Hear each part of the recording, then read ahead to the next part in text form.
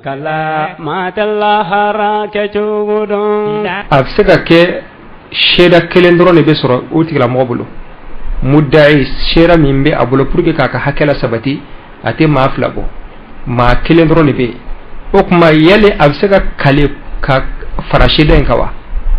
o kuma kale ni me jo sheda flana joro la o kuma wodi masala bisaba an sabane donba do sona ama olu ka bisika ke yoro yola sheda flade kanga nyini meni sheda kelembe o kuma al mudda'i min be ka hake nyini ibe kale ka fara aywa ika sheda inga ko nunun wala wala lembe fiqhu kitabu kono yango nda doro ka ira misali do doro donba wi nyoko fonya la do ba fo bid'a do ba fo abe be wal ma do ba fa kanudo odi mahalu shahidi yano okuma malikiya do ani shafi'iyya ani ahmad ibn hanbal kamala mo do olu ya ira ka fo ko kiri be saka tikenai al mudda'i min ka hake woli ka fo ni ndai okuma mi trefuj me mi boro mi bayra ka fo ki tado okuma yoro dola sheda kelen do be soro ebulo okuma kibe kale o be fara aywa sheda kelenka kalili be jo shera flana jorola kuma nunu ye minali kenay wulu ko absaka ke wa khalafa fi qabulihi ata wa sha'bi wa ibrahim an-nakhai wa thawri wal awza'i wa abu hanifata wa ashabuhu rahimahumullah dolma do fana raka fo ko baratsika ken oyi ko atemine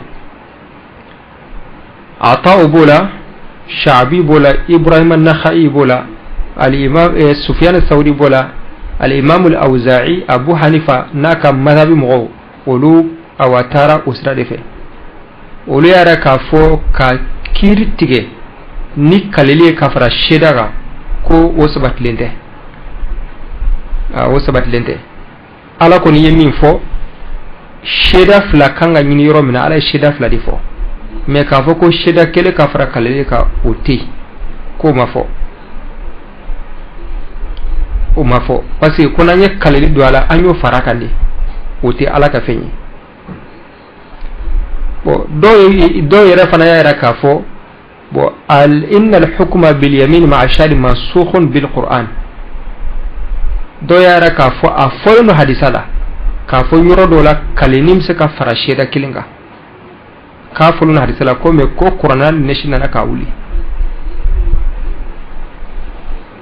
وقال الحكم القضاء باليمين والشاهد بدعة وأول من حكم به معاوية رضي الله عنه الحكم عليكو كو وير من فلنيه شيدا ككلنيك كفرشيدا كو بدعة كو مغفل فلو مياكي كو معاوية دي فرفل ياكي ما شيدا فلا بينين يرومنا ka ni sheda kelen sorola ka kalelen fara sheda kelen ga kake ka kaleni bla sheda flana jorola ko muawiya folo de adamne kuma bayira ka fo ala kira klela akunti kuma hakamu kuti atawa ale fana ya ira le ko mo folo mi yake ale ko abdul malik ibn marwan no ye banu umayya ka khalifa bilbil badoy ko folo de adamne do ataw ka famu yala me hakamu ko mo folo mi yadem ne ko muawiya do na'am amma alladhina athbatu al-hukma bil yamin wa shahid fa hujjatuhum anna an-nabiy sallallahu alayhi wa sallam qada bil yamin ma'a ash-shahid donc oluka daludoye al-imam maliki hadisan min mafla an ahmad ibn hanbal ani abu dawud ni tirmizi ni ibn majah hannu ko ala kira sallallahu alaihi wasallam ko ala kira della ka kiritige ni sheda kilenya ani kalili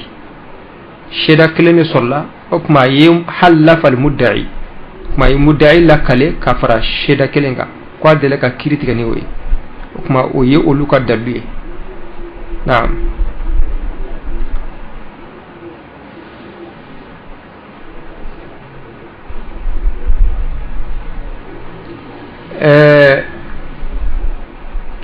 okuma min fana ko sheda se ka kenaye o fana nu ka daludo ame mahalu shahidi ko ni minye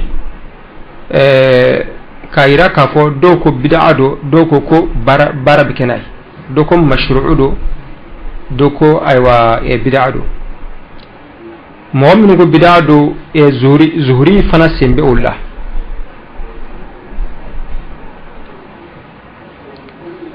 ina fo faqad sa'ala ibn abi zib ibn shihab az-zuhri رحمهم الله اليمين مع الشاهد فقال الزهري بدعة وأول من قضى بها معاوية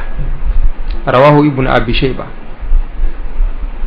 ابن أبي ذئب عليه شهاب ابن شهاب الزهري منغا نمس علينا يلي كالليب سكا كي كفر الشيدا كلين كوا في القضاء زهري كو بدعة كو مغفل فلو مياكي أيوة كو معاوية دو عطاء فنكو عطاء بن أبي رباح كان القضاء الأول لا يقبل إلا شاهدان فأول من قضى باليمين مع الشاهد عبد الملك بن مروان إنا فانيا فوجكمنا ما عطاء كو دمنا كيرك متغني الشدف لدي لا غيره شدف لا مكو عبد الملك بن مروان قال دي فلفل كيرتيغي ni sheda kile kafra kalelika okuma nunum bela jele awa dina karamo bawdo do ya ira kafo mashru'u do ya ira kafo awa ko bid'u na'am المسألة الرابعة والثلاثون مسألة بسبع أننا ويجمع الطلاق الثلاث في كلمة واحدة مسبلة كمسبلة شيء سبع دكرية كلي نيبلا شيء سبع دكرية كلنا وكما مسألة بسبع أننا بيقول أوديكا مسبلة donba bela jelen bena kan ni mami ni be faka imusubla bla chugo de be ala ka foni wati mi njandro bla chugo mi mana njambu ke la sharia ye fofe armade ni ba ke sharia ke chugo mi man fo ala fi fem bela jele ma hari musubla ni bi musubla bla chugo de be ala bla wati de be ala ka fon ta do dron nday nyere na yinja chugo mana ba ke te ayi ok mo be ke chugo di ibi jo folo ni be musubla folo a kana sura be rajilla kana sura be la rajulla na sura be la dala ibi jo la da ngati na ya sura tel la dala fana ibi ji jayba bla sina mina ka sura ima se ama sina min kono bo ya fam kuma na sura be la dala kana bla re na sinu rawati mina yani ka sama o kuma ibse kabla wori kama ko ni momi e musubla kato la dala sharabi blalim beke ni musubla kato regil jolla blalim beke me sharabi jako e kata ibata nas sinira wati minan ni ba bla ibse kabla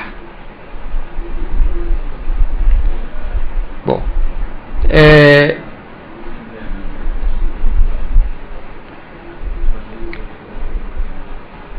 مستخلاف بيرمنا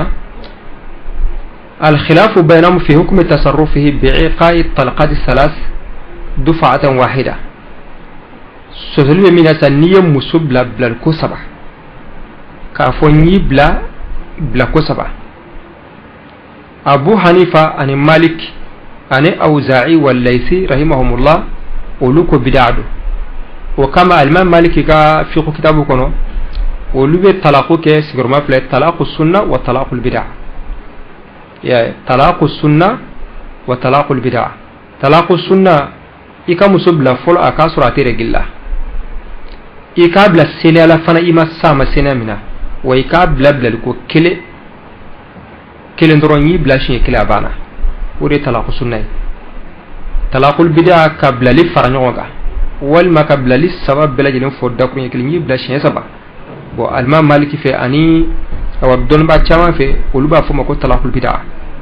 o kama alma maliki ko ni bid'a di kam subla bla ko sabaka tu nyona ko bid'a do wa qala al imam shafi'i wa ahmad wa abu thawr rahimahumullahu laysa bi haramin oluko ko haramunte mais min kañ i kana muso bila tugu ɲɔgɔn na i k'a bila ko kelen o kɔfɛ ewa ni murajaatu kɛra i bɛ se k'a bila ko filanan na olu kɔni ko bilali k'a bɛɛ fara ɲɔgɔn kan dakunya kelen na o ko haramun tɛ mais min kɔni ka fisa i kana kɛ o kuma a bɛna olu ko jaiz mais alimam maliki ani awza'i ninnu olu ko bid'a don parce que n'i ye muso bila ko kelen yani layira ka dafa i bɛ se ka sigi ka tarama mais ne y'a bila ko saba la don a banna har ni nimisala fura t'o la bilen e tɛ se k'a furu bilen illa ba'da zawjin fo dɔ k'a furu sahale a bɛ sɔrɔ ka n'o y'a bila walima n'o fatura k'a to i bɛ se k'a ta o kuma ninnu fila u ka bolomada yɔrɔ ye jumɛn ye faman qala bi bid'iyatihi istanada ila ma warada anna rasulallahi sallallahu alaihi wasallam ukhbira عن رجل طلق امرأته 3 تطليقات جميعا فقام صلى الله عليه وسلم غضبانا ثم قال أيلعب بكتاب الله أو أيلعب بكتاب الله وأنا بين أظهركم حتى قام رجل وقال يا رسول الله ألا أقتله رواه النسائي من قبل لي كو سباكا فودكو يكلي كو بدعادو أحرم لدو أمانكا وكبر مدارو دوي على كرا صلى الله عليه وسلم كبرا سير على كرا ما كو تشدو يا مسوب لا شيا سبا كاتو نيونا على كرا ديمنا على كرا ولا كيجو على كرا كو يالي كلوم بكني قرانه كاني تو او نيوجه افو ماوي سونغا كلوم ني على كرا قرانه كاني تو او نيوجه ما مبه على كرا ما على كرا فنا فو تشدو ولا كجو على كرا تي اورو دي انكتا فقوا donc o bayra ka fo ko jugubado ka fo nyi muso bila shiya saba da kunya kelena ni hadisa bayra ka fo ko jugubada manga wodi kama aywa do sorla ka fo don baga wala ina fo abu hanifa ni maliki nu o dugo ko awa bid'atu wala ga talaqul bid'ah wa amma man qala bi jawazihi faqad istadalla bi qissati u'aymir al-ajlani radiyallahu anhu في ملاعنة زوجته وفيها قوله كذبت عليها يا رسول الله إن أمسكتها فطلقها 3 قبل أن يأمره رسول الله صلى الله عليه وسلم متفق عليه من يرك فوق بلالكو 7 ذكر يكلنا كو باشيت على بيبه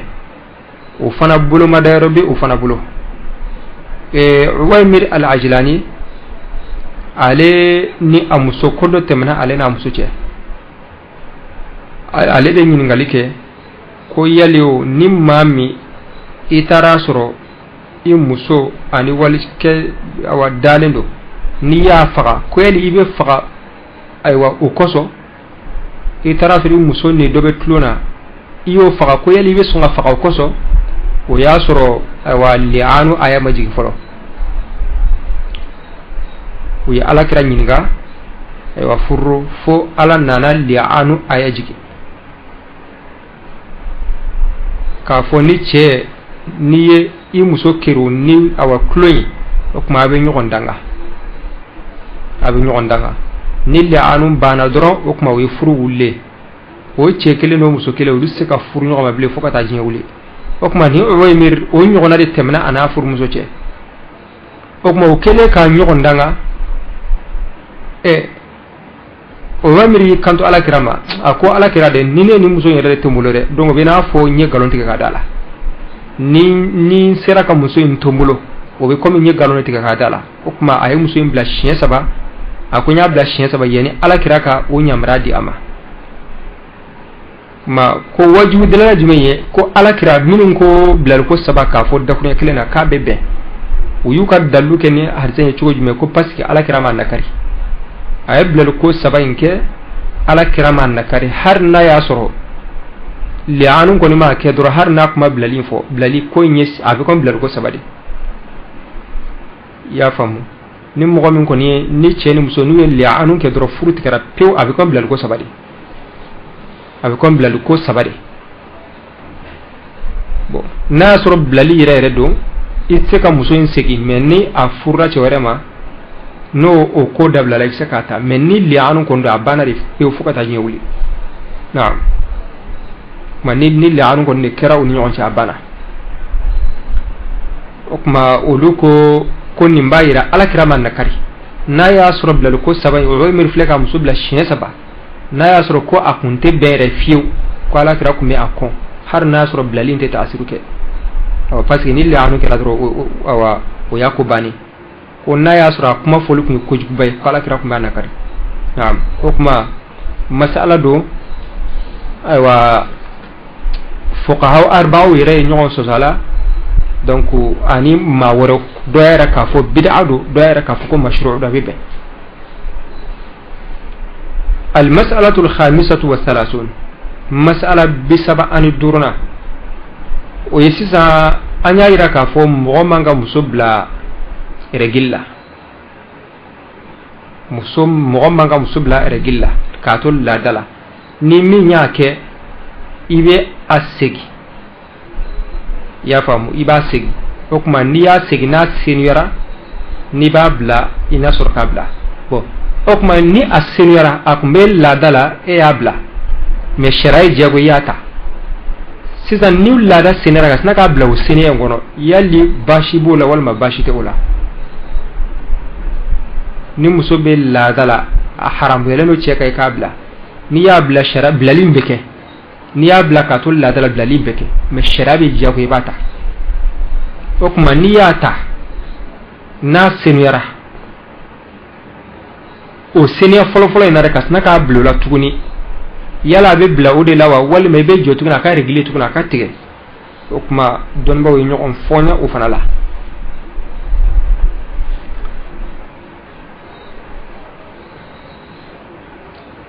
ma do yaira ka fo ni ayi muso bla ka to regilla na yata na seniora manga bla ula amanga bla o senior kono ke ka jo aka regle tuguni okuma ibe soroka no tigara ibe soroka bla na ija mu'minu ñofo o ka bolma daro hadithu abdullah ibn umar رضي الله عنه أنه طلق امرأته وهي حائض على عهد رسول الله صلى الله عليه وسلم فسأل عمر بن الخطاب رضي الله عنه رسول الله صلى الله عليه وسلم عن ذلك فقال رسول الله صلى الله عليه وسلم مره فليراجعها ثم ليمسكها حتى تطهر ثم تحيض ثم تطهر ثم إن شاء أمسك بعد وإن شاء طلق قبل أن يمس فتلك العدة التي أمر الله أن تطلق لها النساء نعم وقبل ما ديرو وكدلو عبد الله بن عمر نو عمر الدين أيام سبلة كاتول لايدلا على كراكللا بو عمر بن الخطاب على كراني نيغو كولو بيتشودي نيم مامي مسبلة كارسا ندنگي أيام مسبلة كاتو رجلا أكيري يمويه على كراكو أفانينا كاكاسيغي أكاسيغي نه akasegi akato abulufaka regli katike ni regli tigara akana dare akajo tukuna aka regli kokura no fana tigara okuma na ya jana ato abulu na ya ja anabla yani akasiama ma kwala kwa akaketani bon okuma nafajumembe inna kafoni aye regli ni mami ye musubla kato regilla kato ladala sharabi jako ekata siza talen ko ni regili tigara ko sirama dima har sai kabla ibe jo akal lada tuguni kokura no tigara wati na kimse kabla bo nafaj men bola bo don ba kuma chama fo al imam shafi'i aleko lada mse kake kafo akal naye nakal lara tigara doro kasna ka bla ka kano ka kan jo aka itun ka tike alego na fami mbola ko pasi ko konala musoyi abse ka don ka fo kono bala wal ma kono te ala ko konala abse ka do okuma absaka do konnala kuma har ni ceya bla ko muso yɛrɛ b'a ka laada yɛrɛ cogo dɔn parce que n'a sɔrɔ kɔnɔ b'a la walima ni kɔnɔ t'a la k'o kɔnɔna la o bɛ se ka dɔn ko jɛnyali sababu ye o de bon ko a bɛ se ka kɛ fana ni o français la n'a taara dɔn k'a fɔ kɔnɔ bɛ muso la ayiwa cɛ bɛ se ka a to a bolo bilali hakilina min kun b'a la bilali bɛ se ka dabila awa bilali bɛ se ka dabila ma imam Shafi ye o fila de fɔ a la a bɛ se ka kɛ o français kɔnɔna la kɔnɔ bɛ muso la walima kɔnɔ tɛ a la o bɛ dɔn o tuma muso bɛ a kan ka layira sigi cogo min na a b'o dɔn ni cɛ kɛra a bila fɛn ye dɔw fana ko ayiwa a ko tuguni a bɛ se ka kɛ fana o français la ni a sabatila k'a fɔ kɔnɔ bɛ muso la ayiwa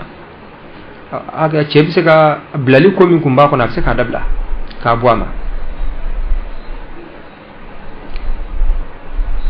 dɔw fana ko nafa min bɛ o la yalasa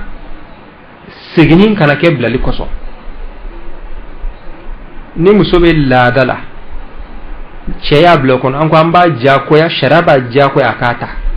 n'a senora waati min na sira b'a bolo o tuma n'a fɔra dɔrɔn ko muso senna dɔrɔn ale tɛna k'a bila o tuma a bɛ i n'a fɔ toujours a y'a sigi bilali de kama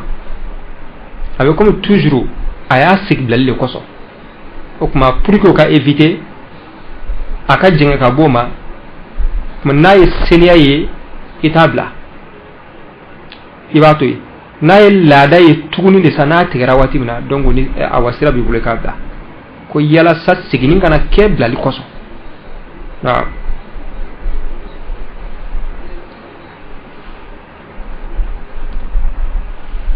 o kuma a bilali seniya fɔlɔ la sa dɔnnibaw ye ɲɔgɔn funfun awanfɔnya la shafi'iyaw kɔrɔfɔ sahalen olu fɛ o yɛrɛ ka fɔ a man kan har sa haramelen don i y'a bila k'a to laada joli min na n'i y'a segi n'a ka laada tigɛra k'a tɛ bɛn har sa i k'a bila f'a ka laada ye ko kura o ka sɔrɔ ka tigɛ o ye shafi'iyaw ka kuma awa kɔrɔfɔ sahalen وقال ابن تيمية رحمه الله في المحرر لا يطلقها في الطهر المتعقب له فإنه بدعة ابن تيمية ko sena min bɛ tugu haida in na dɛ k'a man ka bila o kɔnɔ ko o ye bid'a ye n'a ye muso bila laada la a y'a ta jagoya sariya fɛ n'a senera dɔrɔn ka sina k'a bila k'o tɛ kɛ ibn taymiya ko k'o ye bid'a ye amina ahmad ibn hanbal a yɛrɛ k'a fɔ ale bɛ bɛn ale ko a bɛ bɛn sena min bɛ tugu règle na k'a bɛ bɛn a ka bila o kɔnɔ bon ni malikiyaw ka kuma ta k'a lajɛ yaqtadi anna ta'khira mustahabun ni olu ka kitabu ta k'a lajɛ olu b'a yira k'a fɔ a bɛ bɛn mais min kannen don i k'a bila ka règle filanan ma kɔnɔ laada i y'a bila laada min na ayiwa n'o tigɛra bon i bɛ se k'a bila mais min kannen don i k'a bila ka laada filanan ma kɔnɔ bon ko ni hanafiyaw n'o ye abu hanifa ka madhabu kitabu lajɛ k'i b'a faamu la k'a fɔ k'a bɛ bɛn k'a fɔ k'a dagalan foyi tɛ a la mais ni abu yusuf ani muhammad ibn hasan shebani n'o ye abu hanifa ka kalankɔrɔba fila ye olu ka kuma b'a yɛrɛ k'a fɔ k'a tɛ bɛn olu b'a yɛrɛ k'a fɔ k'a tɛ bɛn o kuma sɔsɔli bɛ a la fuqahaw ni ɲɔgɔn cɛ seniya min bɛ tugu haida la règle la direct ka sina ka muso bila o la dɔ ka bɛɛ bɛn dɔ ko bid'a don minnu ko bid'a don ko parce que o bɛ kɛ i n'a fɔ i ye muso in segi bilali de kosɔn bon sariya dun ka laɲini t'o ye sariya ka laɲini i k'a segi bon la'alla ayiwa sariya bɛ segini fɔ yɔrɔ minnu na la'alla ayiwa i kun ye muso bila sabu dɔ de kama ni baaraw ni aw ka sigiɲɔgɔnya kuntala janyana peut-être awa nimsu bɛ se ka na i y'a faamu nimsu bɛ se ka na walima muso kun bɛ ka ko dɔ de kɛ a bɛ se ka taa a bɛ tuubi ka bɔ la a ka comportement bɛ changer nka bilali kun ye o min ye o na bɔ a ma ma ko bilalin kuntala jeni awa sabu mesla na fura doro amana la mana tige doro na kabla awa wonna fa bidoya ma mahalu shadi ko ni miye mas'ala min do mas'alatun khilafiyya do ya rakafo addagalin do ya rakafo bid'u ina fo ibn taymiya ya fo cigumna مسألة المسألة السادسة والثلاثون مسألة بسبب أن ورنا عن مسألة لبا أي مسألة بسبب أن ورنا منها ni salafu salihuna ñoon so ala doba fo bid'a do doba fo mustahabu do wala ma doba fa dagalendo nindi am mas'ala labay wa al mu'anaqatu fil 'idayn wal qadim min as-safar selu na ñonaw wali mani ika tunga de nana ka bo tamala ka ambraje aka ñoko kan sumsumu masala bisaba ani worna ani masala labaw yoy min donen do islamew fe we ni islame ni balma bena abaw tege di ñoma ño ambrasilité ala aba tege di ñoma ka ñogon fo o kono o sabat lendo باتفاق فقد سئل أنس بن مالك رضي الله عنه أنس بن مالك ينغرا كو أكانت المصافحة في أصحاب النبي صلى الله عليه وسلم قال نعم وأنس بن مالك ينغرا كو ياليو بولو دي نيوما كومي على كراكا صحابه فيوا على كراكا صحابه نوبي نيوم فو اوكمو بولو دي نيوما اكو او اوكمبي وسئل رسول الله صلى الله عليه وسلم عن الرجل يلقى أخاه أو صديقه أينحني له قال لا قال أفيلتزمه ويقبله قال لا قال فيأخذ بيده ويصافيه قال نعم على كده ينغرى صلى الله عليه وسلم كو نيشنا بلما بنا والمناتري بنا أبسكي شولايوا على كده كو أي ko yalo abise ka innora laka ambranjewa ala kira ko ayi ko yalo abise ka itake damawa ala kira ko awo wa qala rasulullah sallallahu alaihi wasallam tamamu tahiyyatukum bainakum almusafaha ala kira ko ka fuli dafale aw ni nyanje wo yen naw ya tege di nyoma wo yo fuli dafale fo ite aje إلا أن العلماء اختلفوا في المعانقة في المناسبات كالأعياد ومعانقة القادم من سفر فدون ما ينيغم فونيا تجد ينيغم ما كوني خلافوت ولا مي أمرسلي ينيغم فونيا ولا وفي المناسبات أو مناسبات ولا فيتو نانيوينا فو سيدي دونيو يا فهمو سيدي دونيو والما كان مناسبات دينية بالبامنو نابوكي sankoro shinkil wal ma shin fla nyono mancha nay nyonye ulu kenaka okuma wali manni ikam ma bora tungala a vraiment fama kera aw nege bi nyona ma kan nyogo ambranzi una nyona wala arama do me kanu katara nyogo ma kosobe liqaatu minuna nyogo nye minuna ona nyona wala kan nyogo ambranzi yali o kobe chukodi قال النووي رحمه الله اختلف العلماء في معانقة الرجل للرجل القادم من سفر فكرهها مالك وقال هي بدعة سفيان الثوري كو دونموي اتو النووي كو نوي شرو صحيح مسلم مؤلفي على كو دونموي نيون فونيا ni ikam manana kabo tungala ka nyogo ambranje ko yala bebbe wal matibe ko alman maliki ya konya alman maliku ko bidadu aw ba tige ko ndi nyama ka nyogo fo me ko ka nyogo ambranje ko konelo wastahabbaha sufyanu wa ghayru sufyan sauri ani ma don ba wore o dugo ka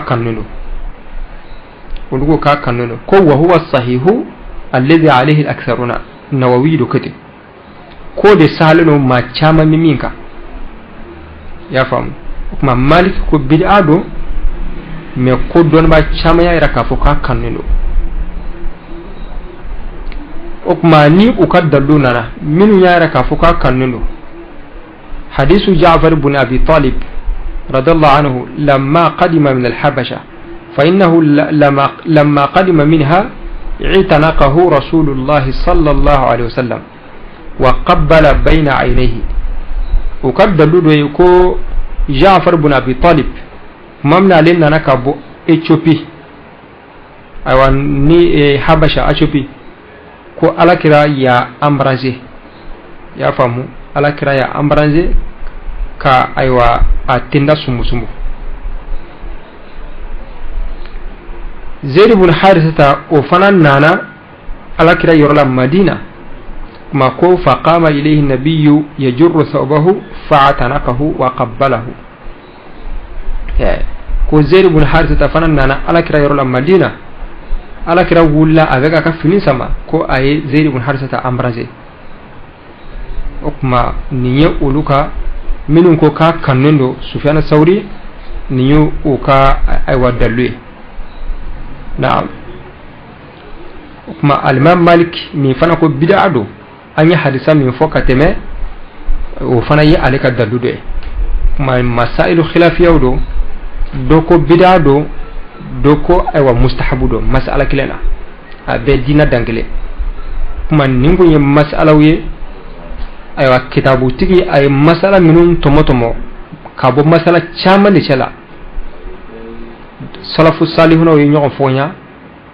femina do ba fo bid'a do ba fo aywa bid'ate imma ka fa kanendo wal ma ka fa dagalino ambe Allah subhanahu wa ta'ala diri ala kambe sabama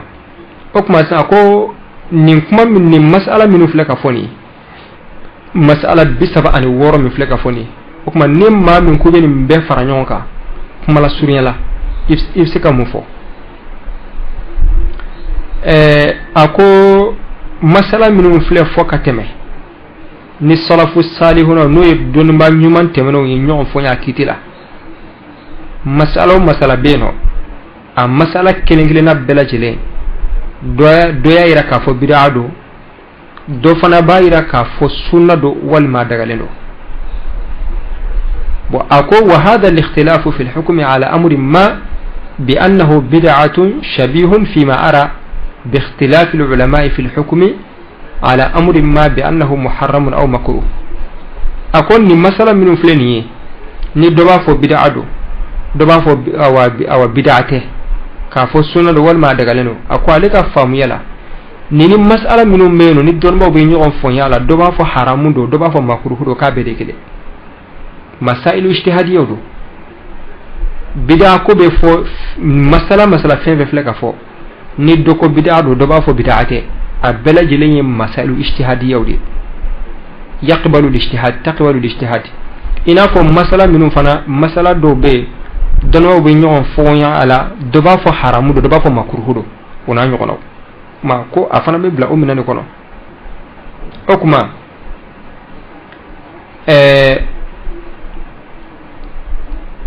ko a bela jelen lasliyo ka ijtihadatu de bela jelen ijtihadu de ke ika famu ya mindi nyemi awa ika famu ya ibla romina okuma be fatwa ken oyi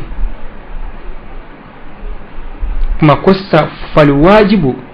في هذه الحالة التحلي بآداب الخلاف العلمي والواجب في هذه الحالة التحلي بآداب الخلاف العلمي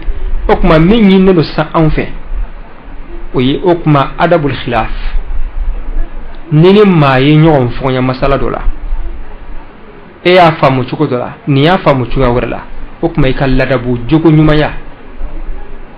fendo be no ba fa ma ko arabul khilaf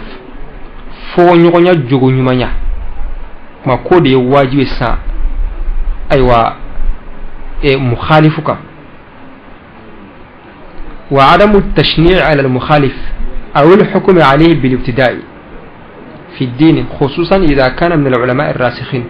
ma min yinni fe ikana geranteke ini ma min me ka nyon fo nya masala kelena e a famu ka fo bid'a do ale a famu ka fo bid'a te o kuma ikana girente aka ka lagoshi ka ke bid'a moy ki kano ke ko de nyinne do an fe an bo de famu yani la hukma ko fa in aba ba'd an-nas an yata'amala ma'a mawdu' al-bid'ati illa bit-tashannuj wat-tawattur wa arada an yahkuma bil-bid'ati ala man yukhalifu madhhabahu fa inna an-natijata al-hatmiyya allati sayasilu ilayha هي أنه لا يخلو عالم من علماء المسلمين ولا إمام من أئمتهم إلا وقد اجتمعت فيه عدد من البدع أكو أكما نما مما صنما كافو إكوني إنك تاسر مين يدرو إتي مين كدرو فيو فنكو كرادو ني إكوني انتاكا إفو إني إتكاكي إبولو بلاجي البدع جودي واني مامو بيكي نغير تالا في بيك جرانتي ولكا أجواتي كلا موكا iba sabute iba nini iba doya okuma koni mami nga tasira kirawiye okuma obligatoire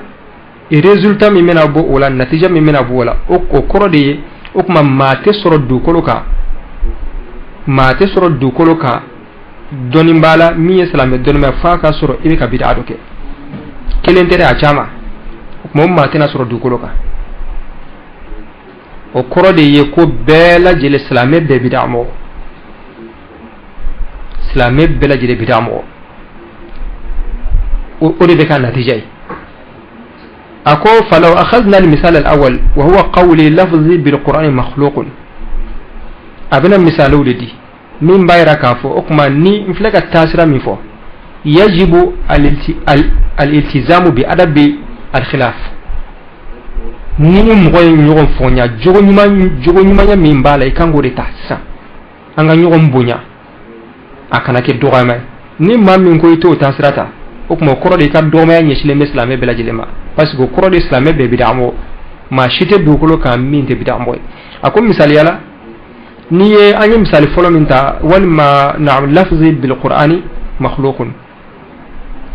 ka fo nyine be ka qur'ana kala okuma nere ka voix nere ka sautu o yedan fen okuma foli an kuma no ka kateme do yara ka fo bid'ado doyara ka fo afol bashiti ala okuma ni mughami ahmad ibn hanbal al ishaq ibn rahawai ni ndonma baflay ni mughami yol ka kumata ulu yara ka fo ko kuma yibidai ulu yara ka fo ko kuma yira foli de ko bidado okuma ni mam yota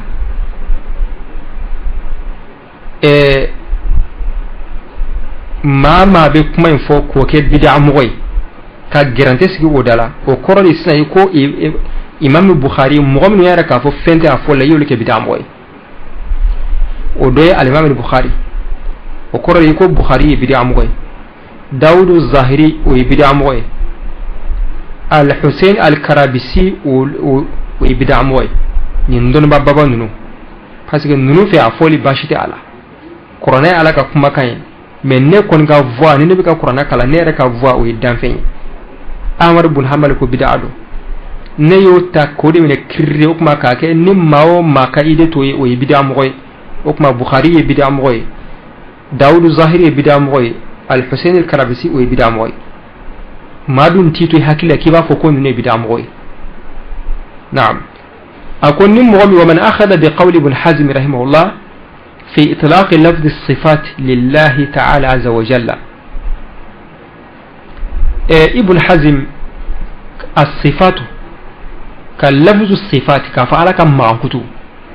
إنا فكافو الصفات الله سبحانه وتعالى كما أنكتو ابن حزم مسوما عليكو هذه بدعة المنكر لما صفي فيو عليكو ننتهي قرآن كنا أتي حديثة كنا كافو كوالا كما أنكتو الصفة kwa aywa ale a konko sobe okuma ni mo mi womene kirri okuma mawma mata o tasira fe ko ke bidamo okuma koroy ko jumhur ahli sunna wal jamaa o be bidamo ahli sunna wal jamaa don ma fancha man bela jele bidamo di parce que ka daka o lubeni lafzin sabati alay o ba fo aywa ina fo hari bela jele ba fo tawhidul asma'i was sifat nube tawhid kla aywa niya claro do donc islamé fanchama haga islamé chama men fo tawhidul asma was sifat okuma ni mam ibn hazim kan kuma mine karta noya fanshita ala okuma ni maoma fana mata tasira fe iye bid'a modi o koro ko islamé fanchama bid'a moy parce que islamé fanchama be ala ka ma hutufo ya ma hutu chama be wo sabata Allah subhanahu wa ta'ala ومن أخذ بقول ابن جرير الطبري رحمه الله بأن رد المرسل مطلقا بدعة لزمه تبديع جمهور الشافعية والمحدثين رحمهم الله الذين يردون الحديث المرسل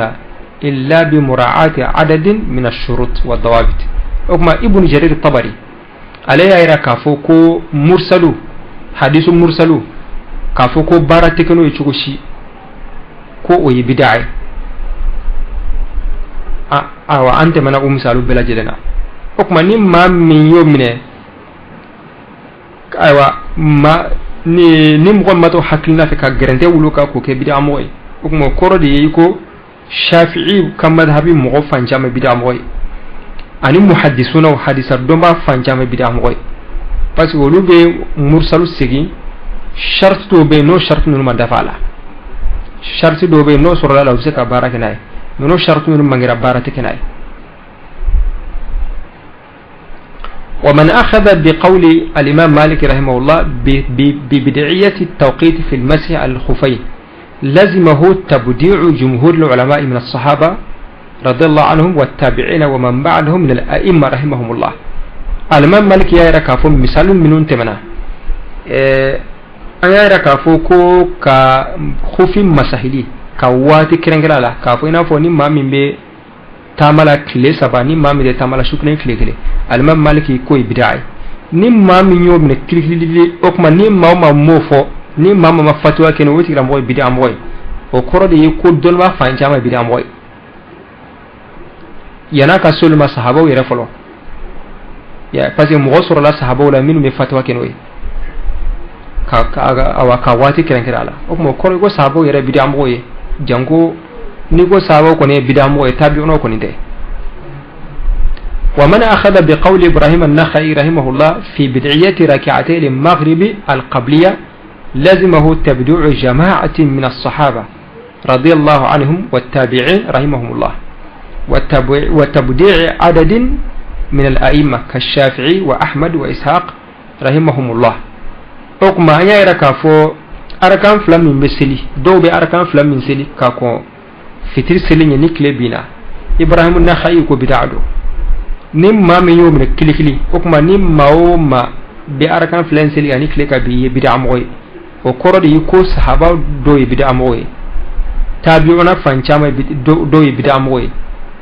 iko shafi'i bid'a moy ahmad ibn hanbal bid'a moy ishaq ibn rahway wi awa wi bid'a moy. ومن أخذ بقول عبد الله بن مسعود وعبد الله بن عمر رضي الله عنهم ببدعية لتتشاع بعد سنة الفجر لزمه تبديع أبي موسى الأشعري وأنس بن مالك وأبي هريرة رضي الله عنهم وعدد من التابعين رحمهم الله. أني مثال دورة فقط مكدا ني على كراكم صلى الله عليه وسلم أنكم ركعة الفجر سلاكم بدا أكما أودالي Abdullah ibn Mas'ud ya yi rakafo bid'ado Umar ibn Khattab ya yi rakafo bid'ado okuma ni ma min yo min kili okuma kafo ni ma ma wo dalike wi bid'a moy o koroye iko Abu Musa al-Ash'ari bid'a moy Anas ibn Malik bid'a moy Abu Hurairah wi bid'a moy tabi'una chama bid'a moy ni dungo nyune bid'a moy okuma jonde tora ala kiraga sahaba نقول بدام وجن أو جن تور أما ما تبلي. ومن أخذ بقول عبد الله بن مسعود رضي الله عنه ببدعية جلسة الاستراحة لزمه تبديع مالك بن الحويرث وأبي حميد الساعدي رضي الله عنهم والشافعي وداود وغيرهم. عبد الله بن مسعود يا ركاف جلسة الاستراحة أنت من وفن yoro minis yorote tahiyya kala yorote ina fu mana sujudi foloke ibe wuli ki sigi ibe sujudi flananke nasro arakan folo misali ala ibe wuli dirati de la me yani ka wuli ka doni sigi semonda mado ango de jatatul listirahay ante bina masala la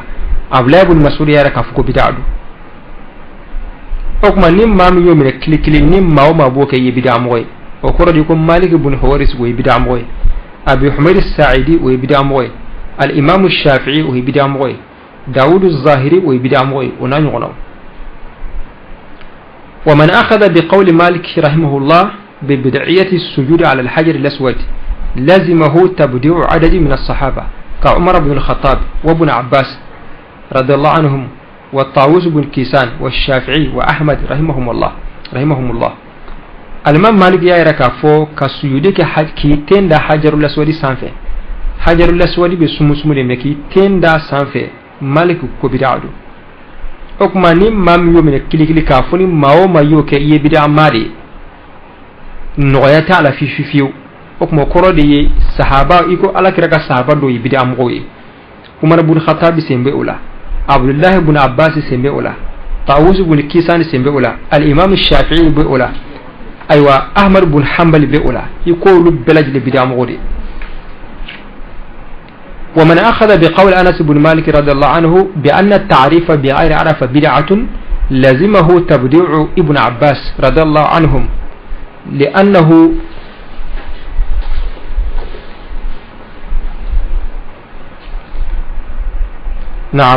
لأنه أول من عرف بالبصرة ولزمه تبديع عدد من التابعين كالحسن البصري وبكر وثابت ومحمد بن واسع رحمهم الله ولزمه تبديع الإمام أحمد رحمه الله لأنه أجازه أنس بن مالك نمهم يوكا كمتا كافو كعرفة كن لانينا مالك كعرفة لانينا ما يوروري من تعرفة ركني ويا عليه أيرا كافو كوي بداعي وكما نم ما يومني كلي كجرانته ولي وكما نم ما دبو كي ما دب عرفة نينا ما يوروري من تعرفة كني يبدأ موي nori ka famuye no ayra tala fiyo o korori ko abdullah ibn abbas bi jama'i parce que abdullah ibn abbas di adam ne alade ye ta'rifu ke bil basra alakum ala nyina ma kosobe abdullah ibn abbas o kuma iko o bi jama'i tabi'una minun kumbe aywa ake ina fa hasan basri nunu aywa bakir nunu sabit nunu muhammad ibn wasi' nunu iko o lu belajile bi jama'i wa ahmad bun hanbal mira ko be daga o koroy were fana bidia mo parce que ay bidia mo de mo kabarala wa man akhadha bi qawli abi hanifah wa malik wal awza'i wal laythi rahimahumullah bi bid'iyyati iqa'i at-talaqat ath-thalath mujtama'a lazmahu tabdi'u ash-shafi'i wa ahmad wa abi thawr rahimahumullah nimma mi al-imam malik abi hanifa abu hanifa ani malik ani awza'i ani lays onani gono olu yara ka fo blal ko saba ka fo shekli nyamu so bla shen saba da ko kili ko bid'adu okma ni mami yo mine kili no ayra tala fiyo ka fo ni mawo ma de yo ke bid'a mo godi okma korodi ko al-imam shafi'i bid'a mo goy ahmad ibn hanbali bid'a mo goy abu thawri bid'a mo goy wa masala to bla jelembete ni kelenta ka grande wuli o kuma mukhalifu kan ko ke bid'a moy ina fo bid'atu dalala o koro de yi ko dolma fan chama bid'a moy ya donc ni misal de kayira ka fo bid'a ko bid'a mai dinala mais ma manka ira fili bid'a la mo mete bid'a do ma manka ira fili bid'a la ka bid'a ko ke na fo ziri ka bid'a ko ke aywa dongo aw nimi yenjay no kera yaxtalatu alhabil bin nabil ko be nyami bo islamo be uri dinga kono bi ko be nyamina ma yara ta don bile ko mi sunna mi bid'a parce que wole bid'a ko bla mina min kono no na kera islamé be bid'a mo wole bid'a ko famu ka ke minyi mawte kuma bid'a ko la mo minum be bid'a ni sunna do minum be maqasid shari'a do minum be usulu do na kera doro ni min kadinye ne boke awte bid'a ne min dene ka tasira o bid'a ko belaj le min nyami ore la ko be nyami no bid'a re ni sunna re ma re tudon kabun on abli donc asabu yode ma kitabu tijera ga kitabu re dilan kunye odi mawka kuma bid'a la minum be bid'a do mawka kuma bid'a la minum be aywa minum be sunna ni bid'a don ka bonyo kona minum be maqasid sharia don minum be usulu don ya famu minum be kuma dina la ala yɛrɛ jati koso dina demeli koso hashidiya tala nyengoya tala awa place nyimin tala fofu tala olu de se ka wa nin koyi ka fusira dana note ko be nyaamina ako khitaman akal la nyininte ni masala nuna kaira ka fo kuma islame na kerati fefe manija ake ka mogo shukubla don kokro ke la dina la akota ka la nyine akote akala nyine islame bela jilen kanga je ka bid'a akele bid'a may dina la abidan kar dina la mi akake nyama joy kokro mana na droga snaka fo bid'a ay ko kana ketende akake nyama jo ibe maqasir shari'a la jala al qawaid islamiyya dolo sipasima minunka ibolu la jala akasur fana anta ahlu lidhalik akasur no kaka akana kedro kokura nana do ala kira maka kunte ala kira kila kunte sabo kila kunte salafu salu kila do abana kullu bidatun dalala wa kullu dalalati fi nar akana kodi kwa ya fam note na kore dro nyete sura labli parce que eba fo nebe ka doke ebe ka fo ko bidai ka da qaida minga ibulo ere bi ko nyona tanke ani netta la farqa difference foti ni nyonci muna idumbo o bo bidatu dalala minan kono kaneta to akono